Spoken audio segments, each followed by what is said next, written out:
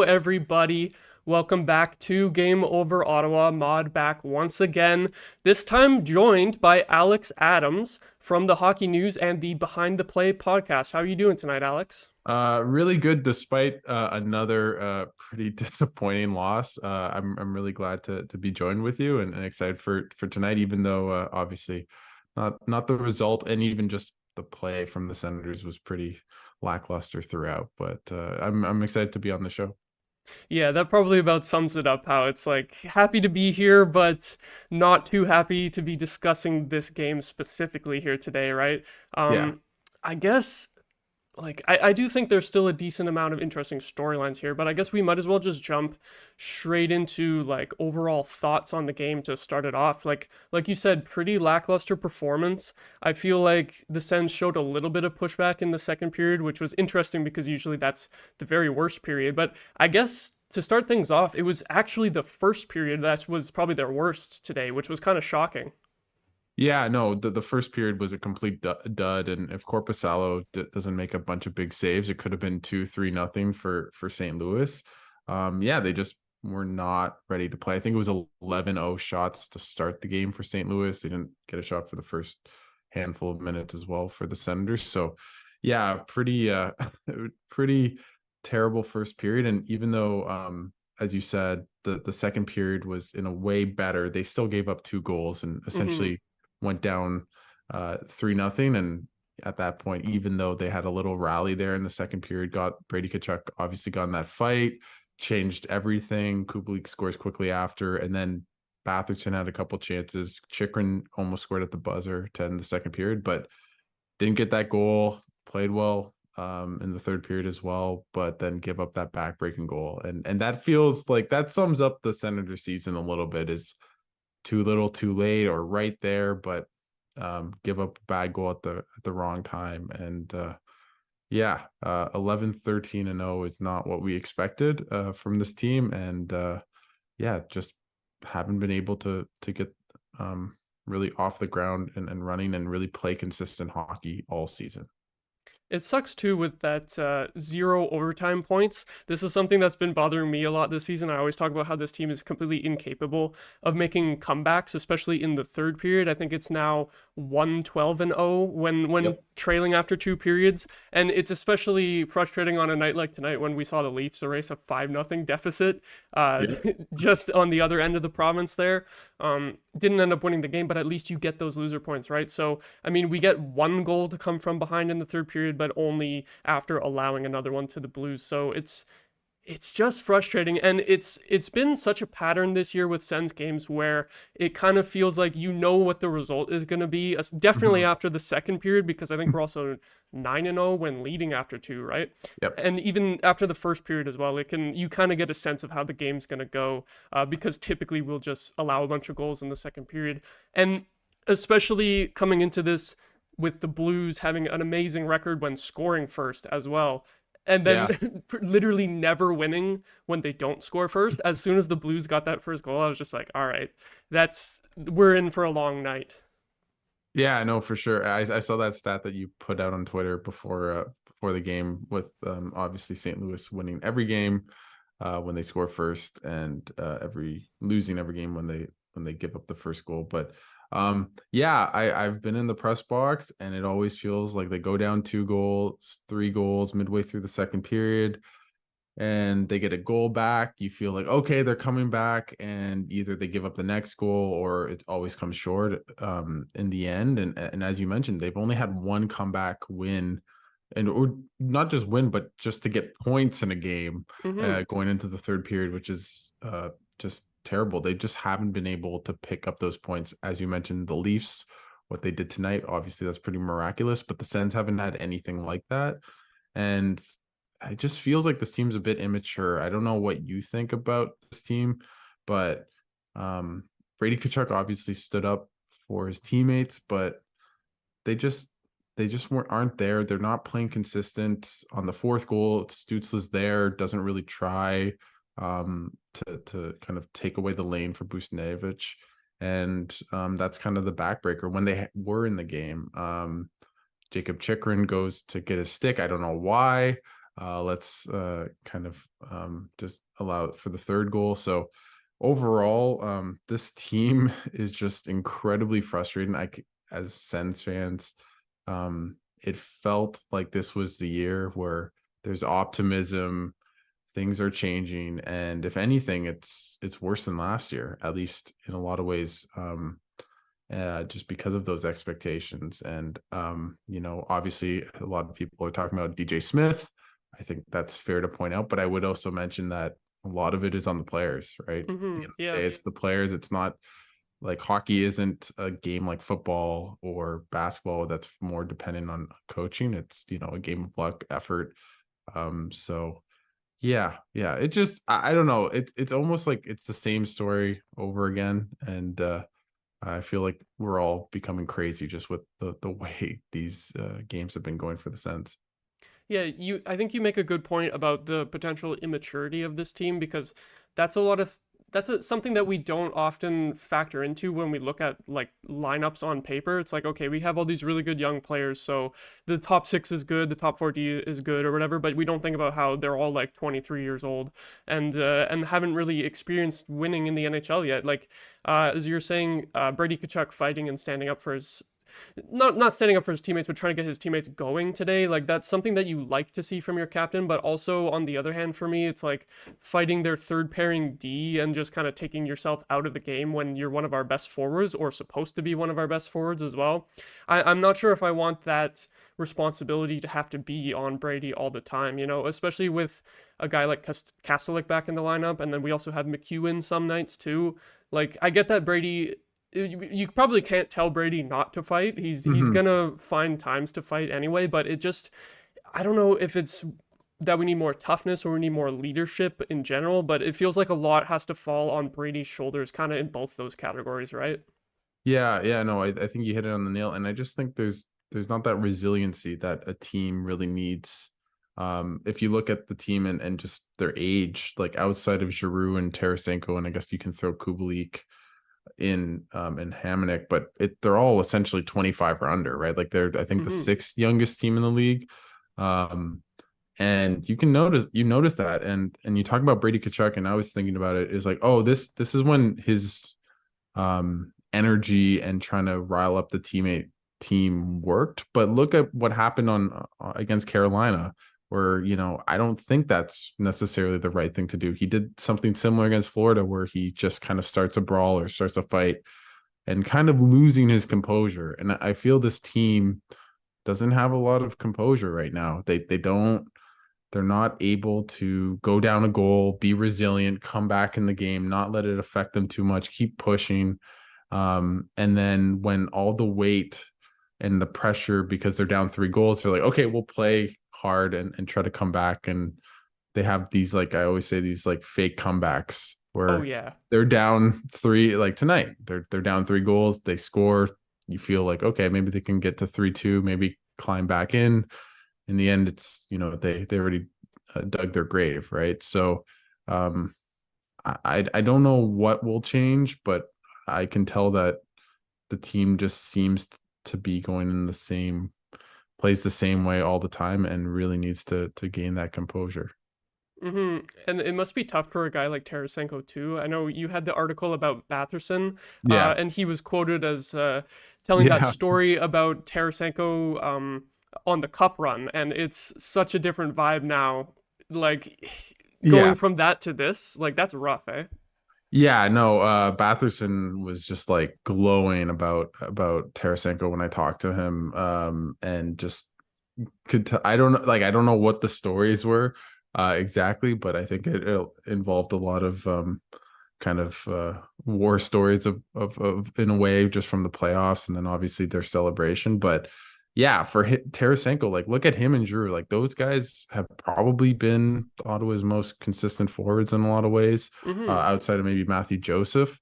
Um, just I think he's been worth $5 million all day Definitely. this year.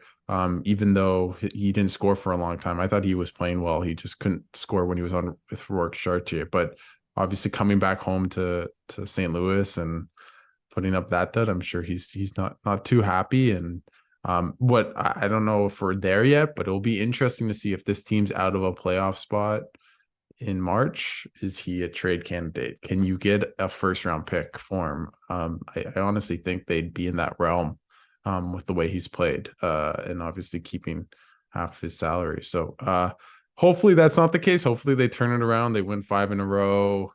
You start thinking about playoffs, but I do feel for a guy like him and a guy like Claude Giroux that have really played so well this year, and the team still has been so disappointing. Yeah, we're probably getting to the point where we got to consider those UFAs as we head towards the trade deadline. Like, I think the fan base has loved Tarasenko so far, and like in terms of his personality and his on ice play too. And like as we were talking about the inexperience, just Tarasenko, even when he's not scoring, like you said, his all around game and his defensive game and his ability to back check as well is just night and day compared to like 90% of the Sens forwards. Like probably other than Giroux, really. It's just those two guys really stand out as the experienced guys where you can tell that they know that this isn't good enough and they are able to at least chip in a little bit better in terms of that all around play. But you're right that even though we're very satisfied with Tarasenko, we might just be in a position ultimately where he has to get moved at the deadline. At least I would say that his play is probably worth a first round pick at this point. Yeah, no, I think it has been. Now let's see where we're at. Then I think that what's going to be interesting. Let's say they're in a similar position to where they were last year, where they need a big March to make the playoffs in April. What do they do? Do they stand pat? Do they make a deal? Who knows who their GM is? Maybe that'll be an interesting decision. I don't think that from being around the team, I don't think that's soon. Steos talked about when he was had his availability when they introduced Jacques Martin, and didn't sound like anything was near kind of a decision there. But that's it's going to be very fascinating in Sens land, and it feels like it hasn't stopped since the start of the season with Pinto and Dorian and the team skidding and the booze and the fire DJs. So the nice thing about covering this team and for you just being around them, there's always storylines, but not necessarily the ones people want. Definitely. It's never boring covering this team. Occasionally you'll get the boring game, but even when you have the boring game, you still have the entertaining storylines like surrounding it, leading up to it, and potentially after as well. So you're 100% right about that. And you know, when you talk about covering the team and being there at the home games and practices too, I want to ask like what do you think the general vibe was in the locker room sort of like leading into this road trip, because this 5 game road trip is going to probably make or break our season here, and I have to say I'm Yeah. not too optimistic after how it started off, but like after the rough loss at home too, like do you think the group seemed pretty confident, or was it more of a wishy-washy dejected kind of vibe? Yeah, I mean, I saw them after the game, and obviously I don't know if people saw what Josh Norris said and Oh what yeah. Brady Kachuk said. Not happy campers. Um, but I would say before the Carolina game, things did feel like they were turning a little bit. The vibes, like they're a pretty happy-go-lucky group, I would say, especially with DJ Smith. They're pretty jovial. It doesn't feel like they're too down in the dumps or anything.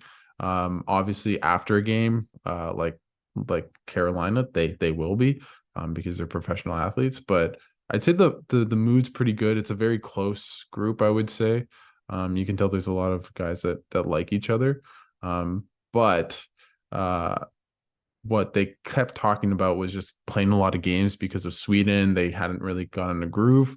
But now they've played 2 games in 3 nights and they've lost both. So it's Mm-hmm. that I understand what they meant by that, because they did have long extended breaks.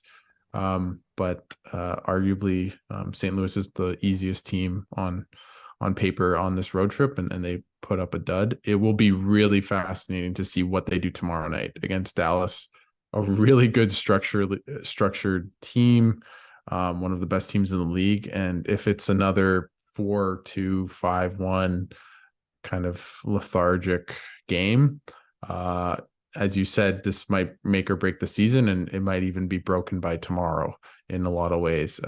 Even though that is a bit of hyperbole, but at the same time, They're going to be 3 games below 500. They're making back all those games in hand, and they're losing them all. So yeah, it's a make or break. But I would say the team itself, being around them, overall, not, I wouldn't say like a very disgruntled group. Everyone hates losing, but outside of that, I wouldn't say the vibes were necessarily super low or bad. That is good to hear because you don't want to have like a totally toxic vibe, and that's probably toxic vibes are the type of situation where it's more likely for a coaching change to happen. So that's probably one of the reasons why I, we've seen the coaching staff stick around. Yeah, I just wanted to add to that. And I'm not, I never want to advocate for someone to lose their job, but Mm-hmm. what's interesting is that clearly Brady, like all the young guys that grew up around, like their only coach in the NHL has been DJ Smith. Love DJ Smith, right? Now that doesn't mean DJ Smith being the coach for the Senators is the right thing, but they all love him. Yeah. He's the players' coach, right? So when Steos goes out and asks the players, especially the young ones, they all love him. So with regards to coaching change or anything along those lines, that's why the reports have been that, that the team is fully on board with him, is because those young guys do really like DJ. I've seen them like joke around in the dressing room, and DJ's a very likable guy. Mm-hmm. Um, so yeah, but at the same time, I think this team needs a bit more of maybe a hard ass, just someone to kind of I'm like I have a lot of family in Winnipeg. I've watched the Jets forever, and like I listen to Rick Bowness, and he talks about forward checks, and he talks about just the little details, like the last man up, the F3. It always feels like super meticulous, and you don't really get that a lot from DJ Smith pressers.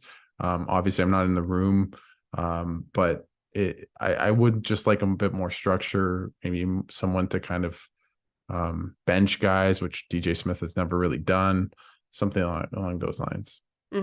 That's an interesting point that you bring up too. Is I've seen a lot of people say that they wish that they would see DJ bench someone, which on one hand I kind of get it because he's usually very calm behind the bench. He's not having big reactions after like penalties or goals against or anything like that. But in terms of like wanting to see accountability in the form of a benching. Like I don't know if I want to see that happen personally just because I don't want things to get to that point. I don't know Yeah. like do you think benching like that is that great of a coaching tactic? Because I'm not sure. When I see people calling Yeah, for it, it's like you it's would it like to see accountability, but I don't know.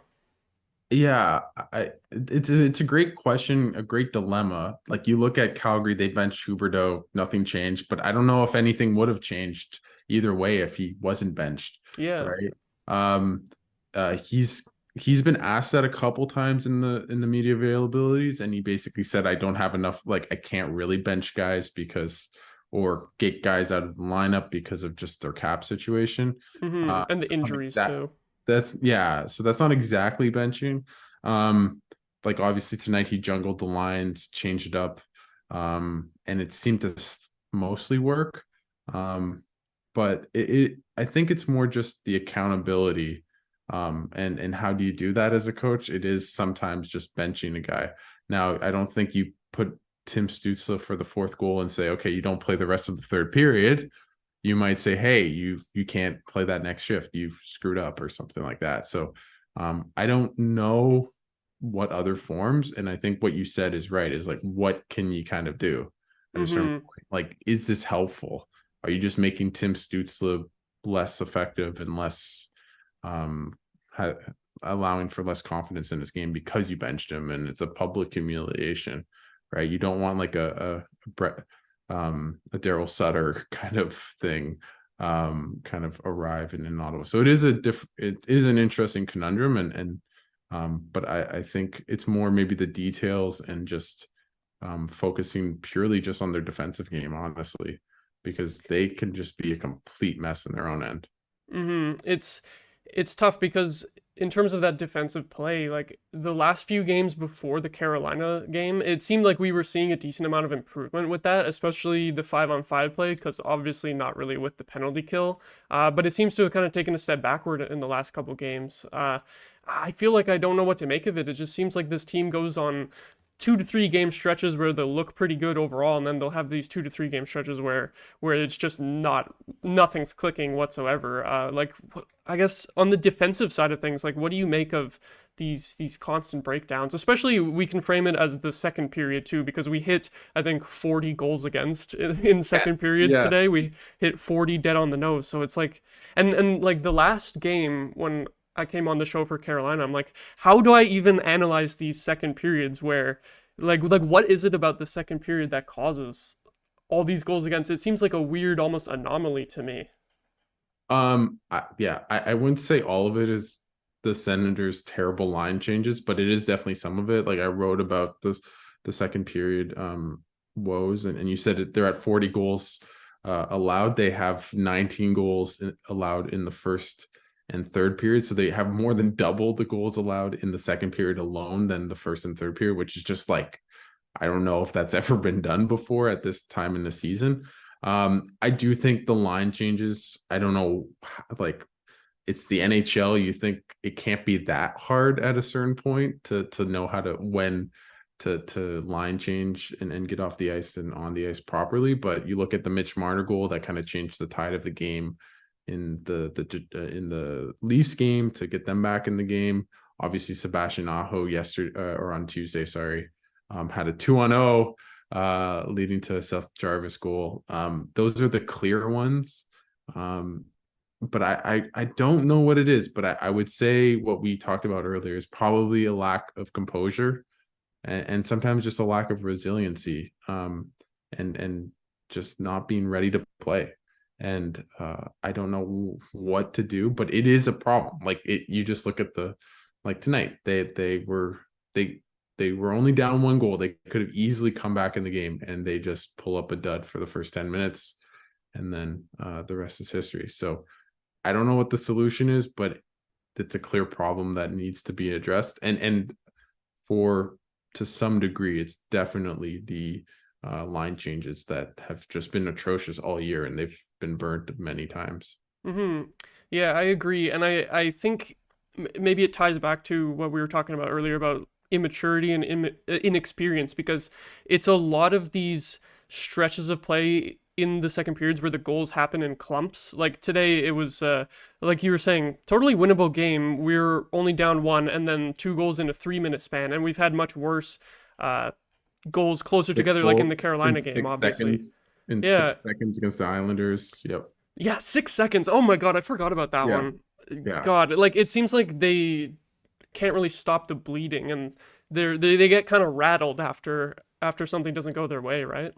Yeah, I know exactly. And that's the thing is that they don't really like you talked about it earlier that they only have one comeback win. They don't have any extra points or like overtime just losses just because they don't go to overtime because they never come back. They don't have that resiliency to really get games, take it back, and just that they take a shot and then they receive a shot and then they take one and give it to the other team. They kind of just wilt under the pressure time and Mm-hmm. time again. And as you said, I thought before that Carolina game, seemed as though their play had become much better. They got better goaltending, and now it's back to the Senators of 2 weeks ago, and they haven't won more than 3 games in a row this year. They haven't lost more than 3 games in a row this year, and that's who they are. They're not. They haven't played like a good hockey team because Mm-hmm. they haven't been able to play consistently. Sorry, and that's something they just need to do. Like it's crazy. You think about Edmonton might be on a 9-game winning streak after tonight. I I'm don't so think jealous. I don't think the Senators are going to do that. But let's say they win Friday, beat I don't know, I think it's Colorado next. I don't know the order, but let's say they win the next 4 games on the road. They're essentially very close to a playoff spot if that happens, right? But they just can't string those games together, and I think that's a big sign of just a lack of maturity from Mm-hmm. their best players, truthfully. Yeah, 100% agree. It's getting to the point where we say that the team is inconsistent, but it might just be that this is the consistency. Like this is going to be the norm after a certain point. And I guess to squeeze in one positive topic, I would say someone who's been consistently great this season is Matthew Joseph, and I was very happy to see him get the goal at the end of the game there. I was a little bit surprised because at first I thought it was Yeah, Batherson's stick that tipped it, but ended up being Joe. We saw him pointing to himself on the bench that it was his. And you had an awesome piece a couple weeks ago yeah. talking to him about his improved play this season. So I'm wondering what your thoughts are on he's like is he at like 20 points now? It's He's quite at a good stat 18. line. He's at 18 and 24, and he had 18 and 56 last year. So he's at his Wow.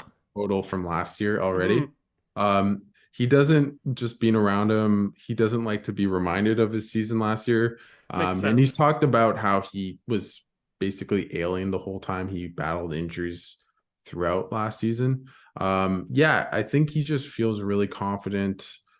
He's gone up and down the lineup. He's talked like in the article, he talked about just playing with guys like at the time, like Tim Stützle, Claude Giroux. Like obviously that makes his life a bit easier, but he's kind of gone up and down from the A to the NHL, then was, not for sure an NHL player for a long time. And he talked to us just about how that's kind of built up his resiliency, right? And that he's never really been the best player on any team he's been on, and just knowing kind of his role.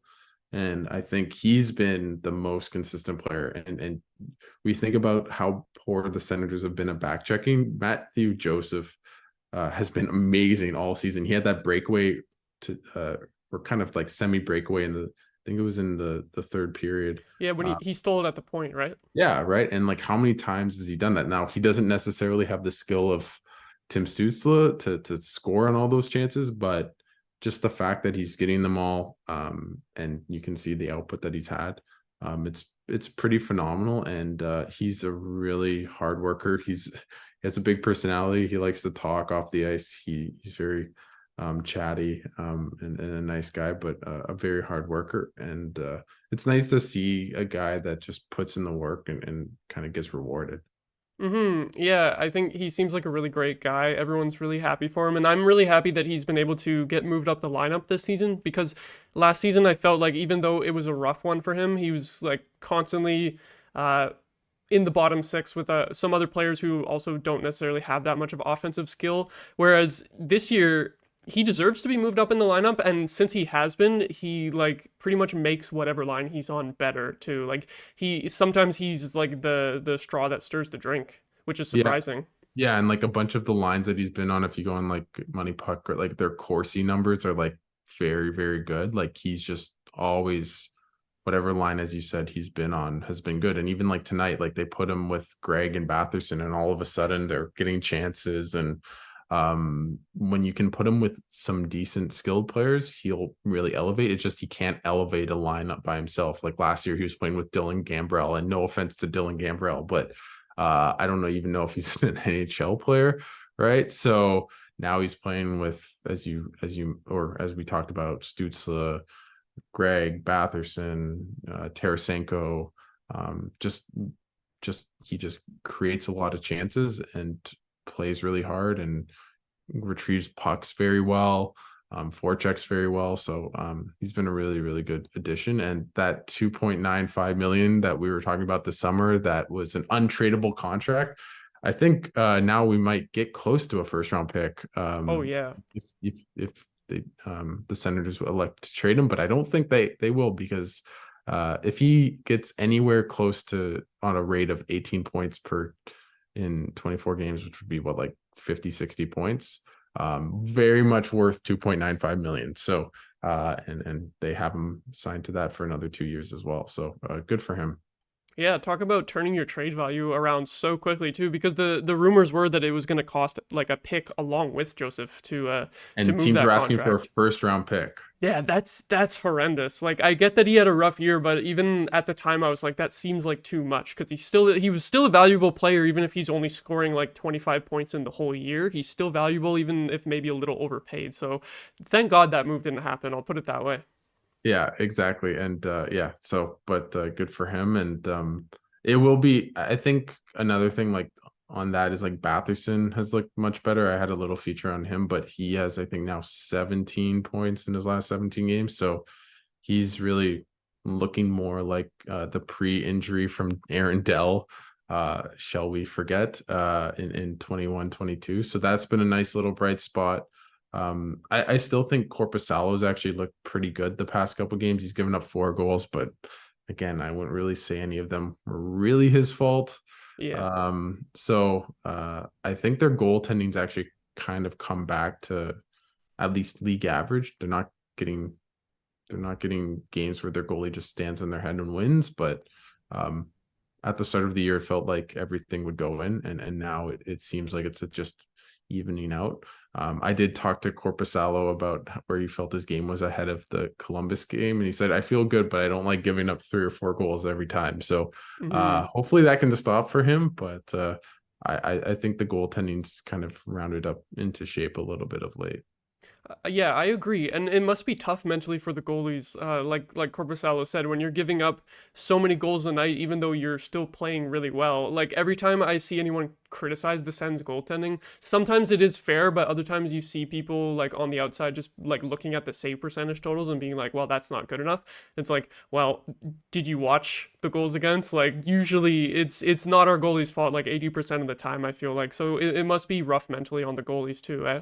Yeah, no, for sure. And Corpusalo is a very he's a nice guy. He's very much like a goalie, like very um just like what you think of a typical goalie. I think Forsberg is a bit more relaxed, I would say.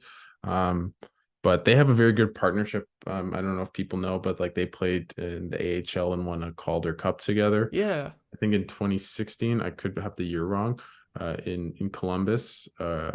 And you can tell they really like each other. They're always talking to each other after practice. It's a very good relationship. I don't have other goalie relationships to kind of compare it to, but definitely they have a really good rapport and kind of very good together. I think their play together, maybe can be you can pick that apart a little bit more, but it's interesting just seeing such a close knit goalie tandem.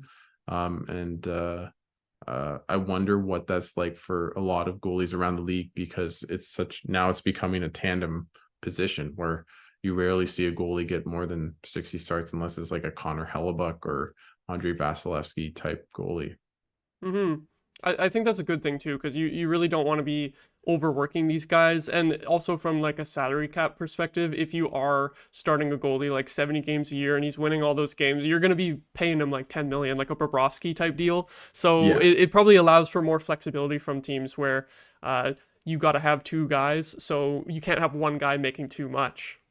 Yeah, no, and that's definitely the case. I do think you can even see like Sorokin got 8 million and he's one of the best goalies in the world, although he's having a bit of a down-ish year for his standards. But yeah, goalies don't get paid anymore. Connor Hellebuck got 8.5 million.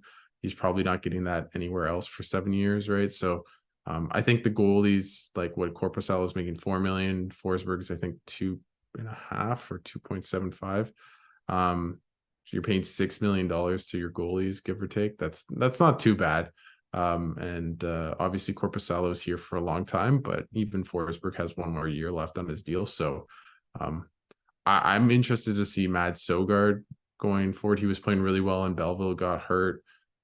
He seems to be the goalie of the future, and we'll see where that goes. But I think the Sens will be okay in the goalie position, but um, it is also a big reason for where they are right now, like just especially the start of the year, because they did not get the saves they needed to begin the year. Hmm. Yeah, you're right that it definitely could have been better early in the year. I feel like going forward, I have a pretty decent optimism for the Sens goalies. It's just the play on the ice that has to improve in front of them, and who knows if that's gonna happen. Um, I think for today we're probably going to skip on the chat segment. It was a little quiet. I can tell from the chat comments, people are just angry tonight, like just Yeah. letting it out. But one thing that I do want to bring up that actually just got a comment from Duck in the chat saying, who would boo a player on their own team? And I was actually just going to get to this, is that I can't believe how badly Blues fans booed Jordan Kyrou tonight. Like, I don't think I've ever seen anything like that before. Yeah, I've never seen it for that type of kind of incident. It's interesting because obviously Berube won the Stanley Cup. I don't believe Kyrie was on that team in I don't 2019. think so. I don't believe so.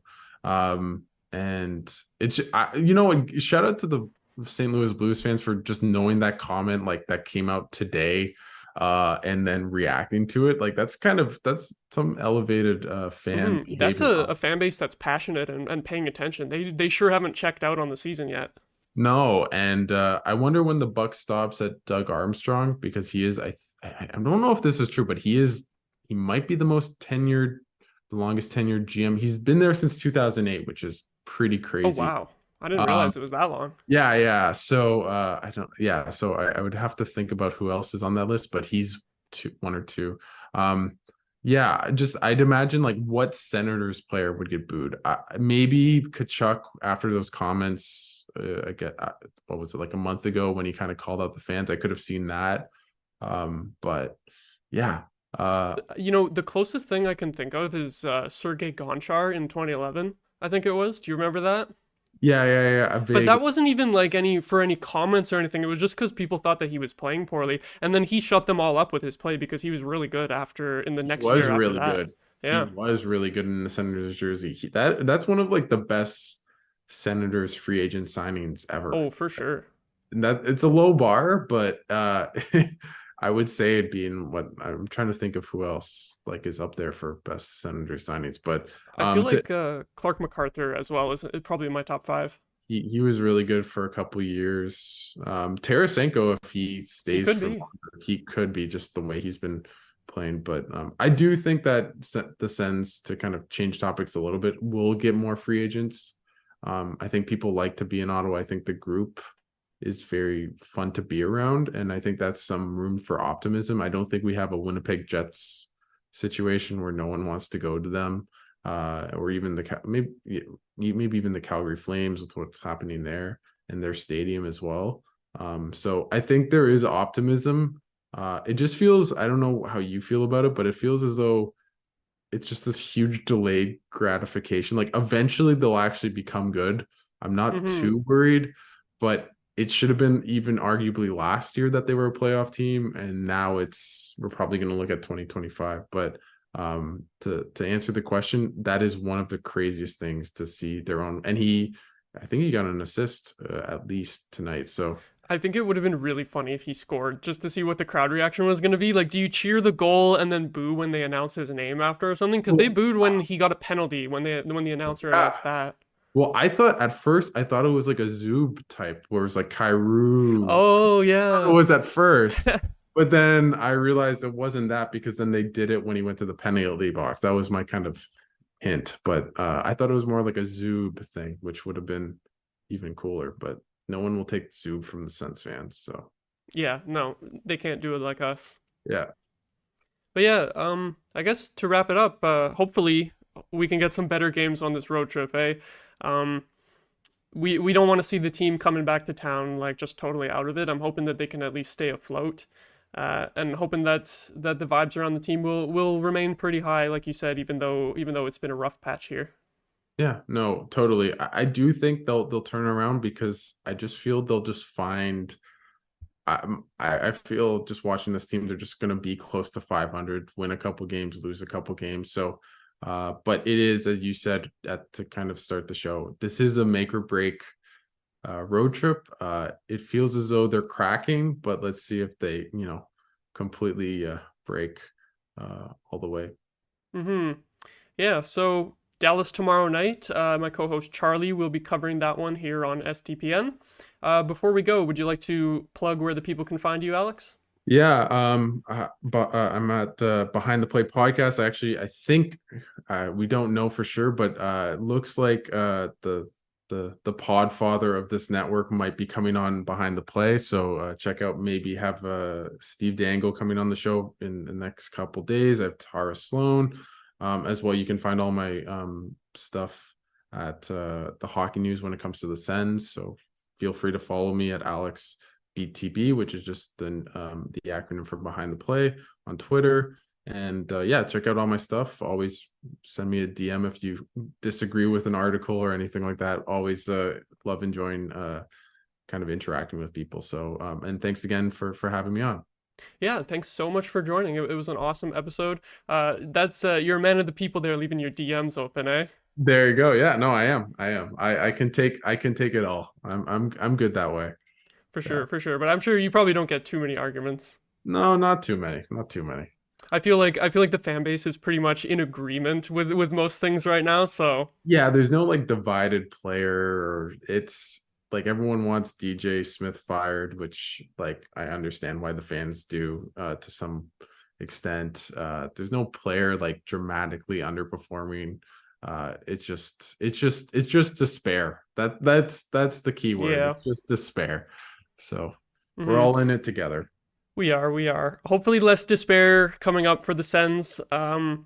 Thank you everyone so much for watching or listening. Subscribe to STPN if you're not already subscribed. Leave a like on the stream and be sure to check out all of Alex's work as well, his writing and his podcast.